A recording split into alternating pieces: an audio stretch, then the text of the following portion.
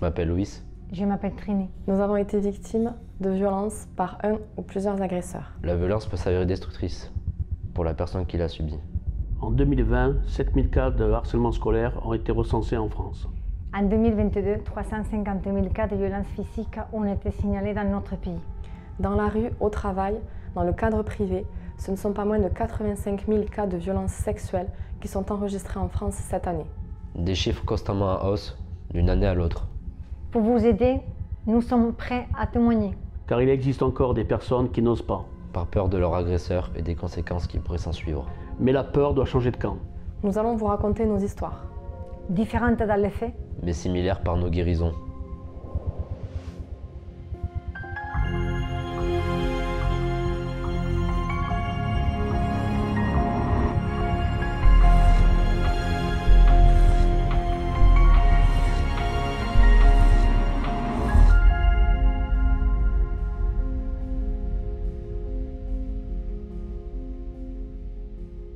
Au sens le plus courant, la violence elle est souvent assimilée à la seule violence physique, or c'est pas toujours aussi évident, ça peut être beaucoup plus insidieux, comme en témoigne la notion de harcèlement moral ou de violence psychologique. Je définis la violence sous 3 formes spécifiques. Nous avons la violence verbale qui a pour effet de déstabiliser une victime en impactant sa force morale. Nous avons le harcèlement de cette victime qui peut être moral ou physique. Et nous avons la violence directe envers la victime qui est démunie de tous ses moyens de protection pour se défendre du fait des traumatismes causés par l'agression verbale et l'agression morale commise à son encontre.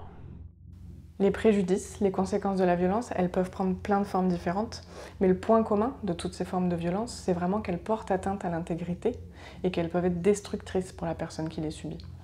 Elle peut être ponctuelle, mais aussi elle peut être répétée.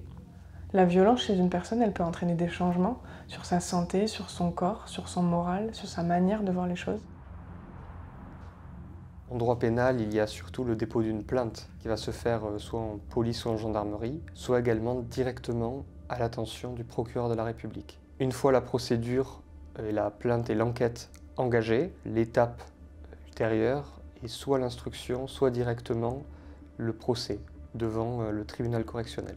Le système juridique, sa mission, ça va être dans un premier temps de vérifier l'infraction, donc de réaliser les actes d'investigation utiles à l'enquête, puis dans un second temps, d'organiser le procès qui mènera ou non à une condamnation de l'auteur. Ce qui est très important, c'est surtout de constituer un dossier juridique, un dossier construit, élaboré, rigoureux, contenant les preuves qui permettent de convaincre la juridiction du bien fondé de notre plainte, de notre situation juridique. Il peut s'agir de témoignages, de copies de conversations, de vidéos, d'attestations de psychologues ou de médecins pour démontrer l'existence de préjudices.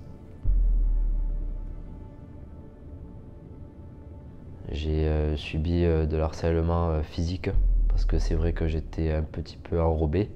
Tous les matins, je me réveillais avec la boule au ventre pour aller à l'école. Je ne pouvais pas travailler, je ne pouvais pas me concentrer parce que j'avais peur du regard des autres. Alors l'acharnement s'est poursuivi plus tard, quand j'ai commencé l'armée de terre dans les parachutistes. On patrouillait au sein de Saint-Denis, à Paris. J'étais toujours en train de me faire harceler alors que j'étais en pleine patrouille, en pleine mission, j'avais pas besoin de ça. On avait le stress, tout ça, sachant qu'on était en pleine période d'attentats, de vie pirate. Et dans le véhicule, moi je me laissais pas faire, on m'harcelait. Et ça n'est venu quand on me dise on te dépose ici, tu poses ton sac et tu te mets une balle à la tête et on part sans toi, on n'a rien à foutre. Et ça m'a beaucoup marqué et ça c'est ce que j'ai pu dire aux psychologues de l'armée, aux psychiatres de l'armée. Mais rien de tout ça n'a fait. J'en suis arrivé à un moment où il fallait pas me laisser une arme entre les mains parce que c'était soit l'autre qui passait ou soit c'est moi qui passais. C'est pas les souvenirs que je voulais en tirer de l'armée en sortant dans le civil.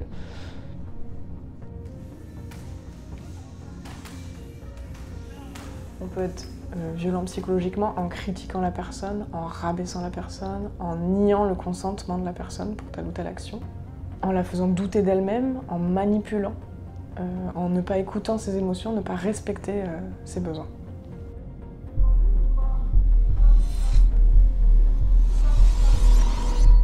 J'ai subi des violences conjugales. Pour ma part, ça a commencé jeune, ça a duré 13 ans. Au vu de mon âge, c'est presque la moitié de ma vie. Violences d'abord psychologiques qui se sont installées petit à petit, que je n'ai pas pu dater, dont je me suis rendu compte peut-être trop tard.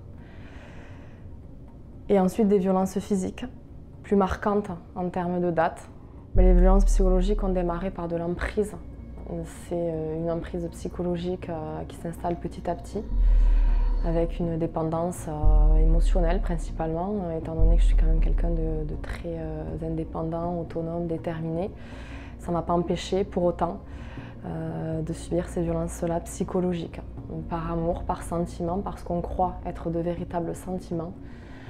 On finit par s'abandonner. Ça s'est installé progressivement, uniquement dans notre sphère privée, de couple, à la maison quand les portes étaient fermées. C'est un cercle vicieux dans lequel le silence social s'installe. On est dans une sphère de violence où la violence arrive de toutes parts. Et quand on délie la pelote de laine, on se rend compte que tout est lié.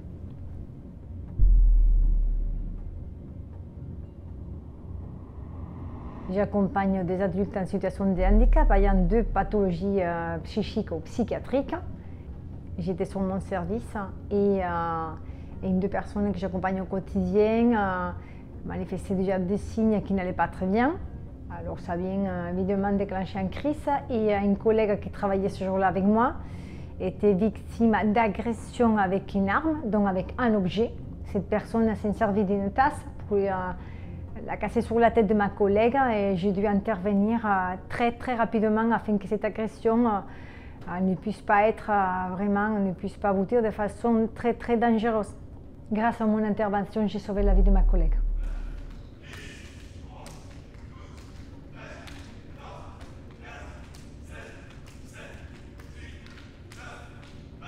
Évidemment, la condamnation, donc la reconnaissance de la culpabilité, va être utile pour la victime, pour se reconstruire. Depuis quelques années, les pouvoirs publics et politiques sont plus attentifs à accorder une écoute, de la considération à la victime.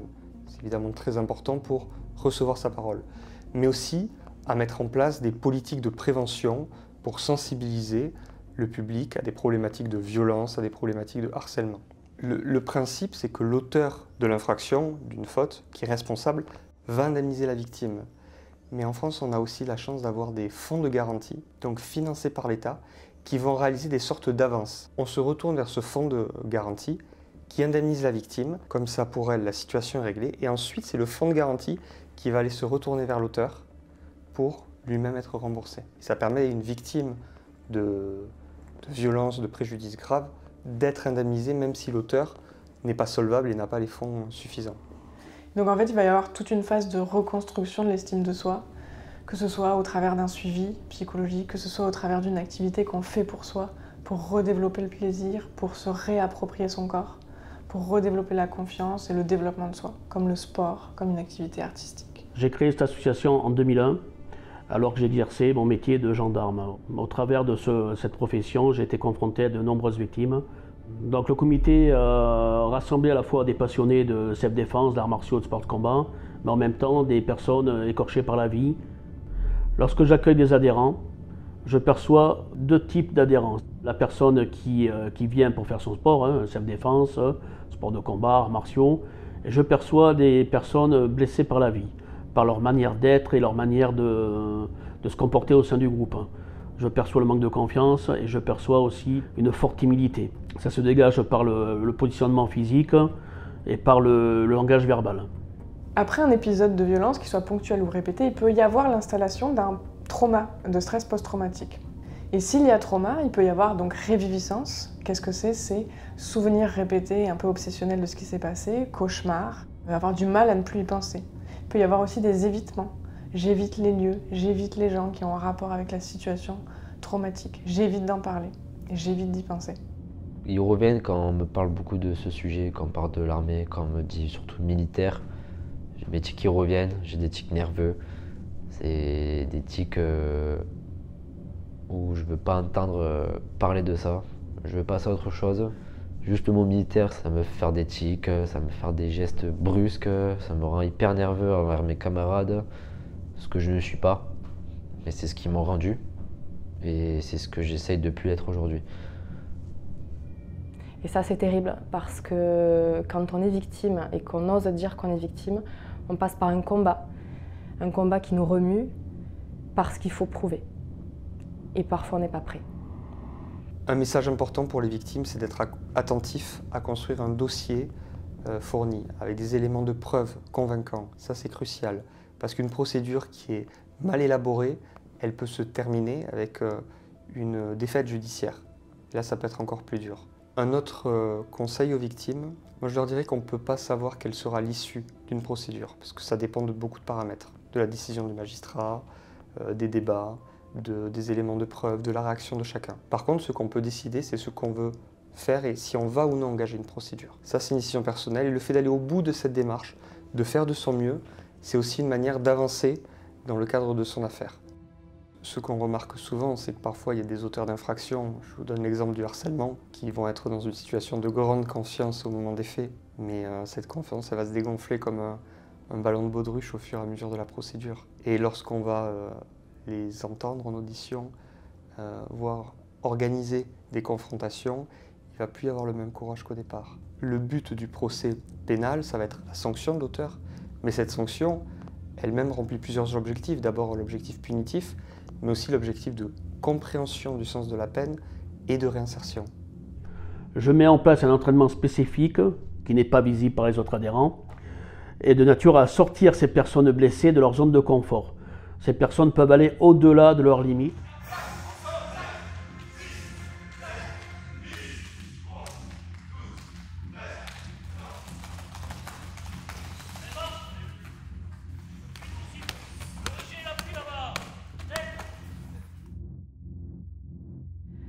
Et un jour, les éléments se mettent bout à bout et les gens te regardent autrement. Parce que le jour où tu dis vraiment ce qui s'est passé, ben, tu te rends compte que t'es pas parti pour rien. Et moi, j'ai failli perdre la vie quand même là-dedans. J'ai espéré ne pas rentrer. J'ai espéré mourir parce que c'était trop lourd et que j'arrivais pas à partir. Et je suis partie. Quand je suis sorti de l'armée, ça m'a libéré l'esprit, ça m'a fait reprendre un peu plus confiance en moi. Parce que c'est vrai que l'esprit du KSD fait qu'on fait tout pour être une famille, pour avoir une cohésion. Et c'est tout ce que je cherchais en entrant à l'armée et c'est tout ce que j'ai eu en rentrant au KSD.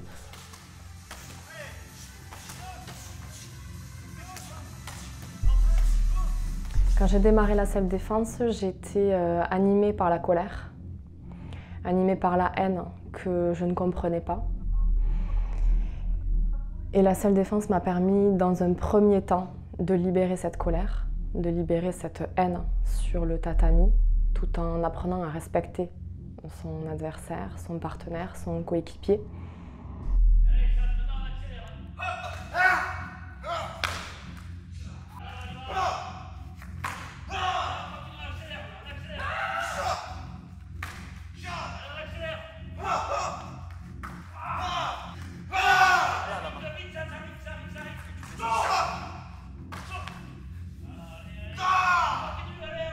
Le sport m'a aidé à penser à autre chose, à réfléchir à beaucoup de choses, à ma vie, à dire que je ne suis pas un vaurien, que je peux aller de l'avant tout seul.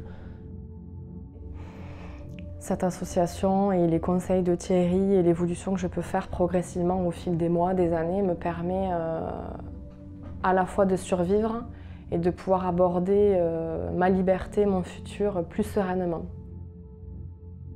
Est-ce que, par le biais de ce documentaire, tu aurais un message à transmettre en termes de sensibilisation? La colère c'est comme une drogue en fait.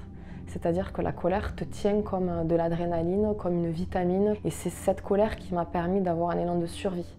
Et je répète aujourd'hui encore à mes enfants que la liberté a un prix pour certaines personnes, mais ça vaut le coup de payer ce prix-là parce que je les veux heureux. Et avant même que moi je me libère, je leur montre qu'à tout moment, on peut se libérer. Et je les ai mis au monde pour qu'ils soient libres.